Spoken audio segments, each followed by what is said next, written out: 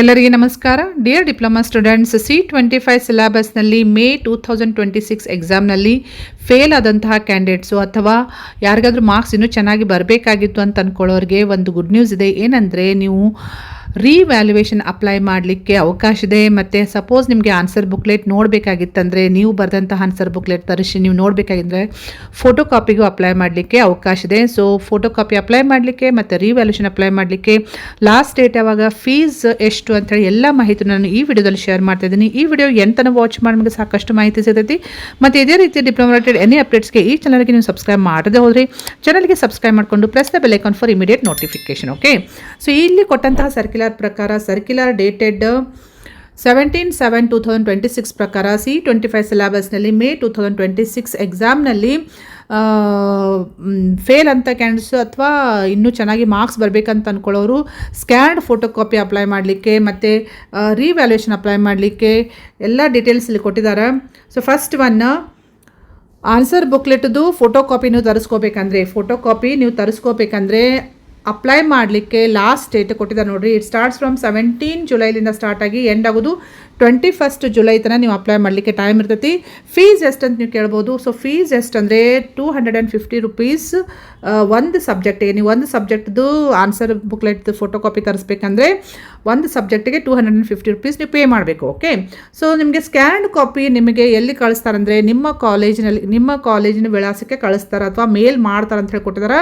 So ಇದು ನಿಮ್ಮ ವೈಯಕ್ತಿಕ ವಿಳಾಸ ಅಂದರೆ ನಿಮ್ಮ ಪರ್ಸನಲ್ ಅಡ್ರೆಸ್ಸಿಗೆ ಬರೋಂಗಿಲ್ಲ, ನಿಮ್ಮ ಹೋಮ್ ಅಡ್ರೆಸ್ಸಿಗೆ ಬರೋಂಗಿಲ್ಲ. So this photocopy will come to your college email only. Okay, so ಅಲ್ಲೇ ನೀವು ಪಡ್ಕೋಬೇಕಾಗ್ತದೆ ನಿಮ್ಮ ಕಾಲೇಜಿನಲ್ಲಿನೇ. ನೆಕ್ಸ್ಟ್, ನೀವು ಬೇರೆ ಬೇರೆ ಸಬ್ಜೆಕ್ಟಿಗೂ ನೀವು ಫೋಟೋ ಕಾಪಿ ತರಿಸ್ಕೋಬೇಕಂದ್ರೆ ಬೇರೆ ಬೇರೆ ಸಬ್ಜೆಕ್ಟ್ಗೆ ಬೇರೆ ಬೇರೆ ಅಪ್ಲೈ ಮಾಡಬೇಕಾಗ್ತೈತಿ, ಅಪ್ಲಿಕೇಶನ್ ಕೊಡಬೇಕಾಗ್ತದೆ ಕೊಟ್ಟಿದ್ದಾರೆ ಇಲ್ಲಿ.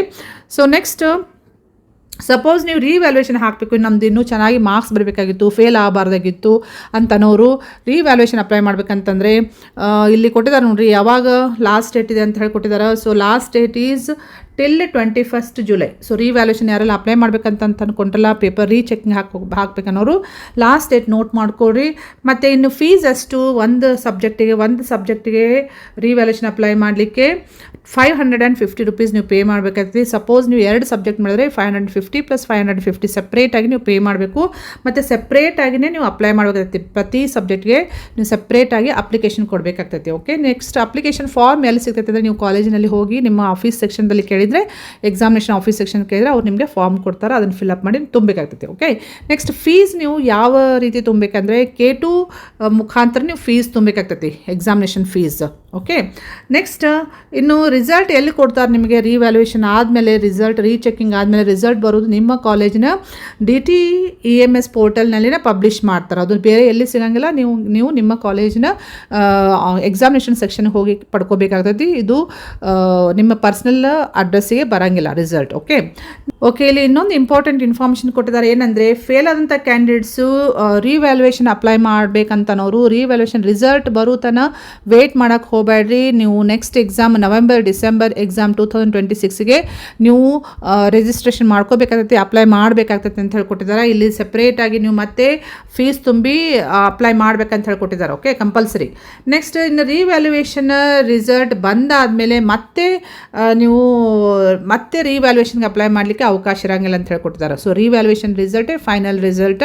ಮತ್ತು ಓಕೆ, ಇನ್ನೊಂದು ಇಂಪಾರ್ಟೆಂಟ್ ಏನಂದರೆ ರೀವ್ಯಾಲ್ಯೂಯೇಷನ್ ರಿಸಲ್ಟಲ್ಲಿ ಸಪೋಸ್ ನಿಮ್ಮದು ಮಾರ್ಕ್ಸ್ ಇನ್ಕ್ರೀಸ್ ಆದರೆ ಹೆಚ್ಚಾದರೆ ಅಷ್ಟೇ ರಿಸಲ್ಟ್ ಚೇಂಜ್ ಆಗಿ ಬರ್ತೈತಿ. ಸೊ ಹೆಚ್ಚಾದರೆ ಅಷ್ಟೇ ರಿಸಲ್ಟ್ ಚೇಂಜ್ ಆಗಿ ಬರ್ತೈತಿ ಅಂತ ಹೇಳಿ ಕ್ಲಿಯರ್ಲಿ ಮೆನ್ಷನ್ ಮಾಡಿದ್ದಾರೆ. ಸಪೋಸ್ ಕಡಿಮೆ ಆದರೆ ಮಾರ್ಕ್ಸ್ ರೀಚೆಕಿಂಗ್ದಲ್ಲಿ ಕಡಿಮೆ ಆದದ್ದು ಮಾರ್ಕ್ಸ್ ಕನ್ಸಿಡರ್ ಮಾಡೋಂಗಿಲ್ಲ. ಸೊ ಈ ಹಿಂದೆ ನೀವು ಎಷ್ಟು ಮಾರ್ಕ್ಸ್ ಪಡ್ಕೊಂಡಿರ್ತಿರಲ್ಲ, ಪ್ರೀವಿಯಸ್ ರಿಸಲ್ಟ್ನಲ್ಲಿ ಎಷ್ಟು ಮಾರ್ಕ್ಸ್ ಬಂದಿರ್ತಲ್ಲ ಅದನ್ನೇ ರಿಟೈನ್ ಮಾಡ್ತಾರೆ. ಏನಾದರೂ ಹೆಚ್ಚಾದರೆ ಅಷ್ಟೇ ಚೇಂಜ್ ಮಾಡಿ ಕೊಡ್ತಾರೆ ಅಂತ ಹೇಳ್ಕೊಟ್ಟಿದ್ದಾರೆ. ಸೊ ಇದು ಭಾಳ ಇಂಪಾರ್ಟೆಂಟ್ ಇದೆ ಇನ್ಫಾರ್ಮೇಷನ್. ಸೊ ಯಾರೆಲ್ಲ ನಿಮ್ದು ಇನ್ನೂ ಚೆನ್ನಾಗಿ ಬರಬೇಕಾಗಿತ್ತು ಮಾರ್ಕ್ಸ್, ಗ್ರೇಡ್ ನಿಮ್ಮದು ಇನ್ನೂ ಚೆನ್ನಾಗಿ ಬರಬೇಕಾಗಿತ್ತು ಅಂತ ಅಂದ್ಕೊಳ್ಳೋರು ನೀವು ಫೋಟೋ ಕಾಪಿಗೂ ಅಪ್ಲೈ ಮಾಡ್ಬೋದು, ಇಲ್ಲ ನೀವು ರೀವ್ಯಾಲ್ಯೂಯೇಷನ್ ಅಪ್ಲೈ ಮಾಡ್ಬೋದು, ರೀಚೆಕಿಂಗು ಅಪ್ಲೈ ಮಾಡ್ಬೋದು. ಸೊ ಏನೆಲ್ಲ ಇನ್ಸ್ಟ್ರಕ್ಷನ್ಸ್ ಎಲ್ಲ ನಾನು ಕ್ಲಿಯರ್ಲಿ ಇಲ್ಲಿ ನಿಮಗೆ ಹೇಳಿದ್ದೀನಿ. ಇನ್ಸ್ಟ್ರಕ್ಷನ್ಸ್ ಸರಿಯಾಗಿ ಫಾಲೋ ಮಾಡಿರಿ. ಮತ್ತು ಇದು ಯೂಸ್ಫುಲ್ ಅನಿಸುತ್ತೆ ಅಂದರೆ ನಿಮ್ಮ ಫ್ರೆಂಡ್ ಸರ್ಕಲ್ಗೂ ಶೇರ್ ಮಾಡಿರಿ. ಲಾಸ್ಟ್ ಡೇಟ್ ನೋಟ್ ಮಾಡಿಕೊಂಡು well before the last date ನೀವು ಅಪ್ಲೈ ಮಾಡಬೇಕಾಗ್ತೈತೆ. Okay, wish you all the best students. Thank you.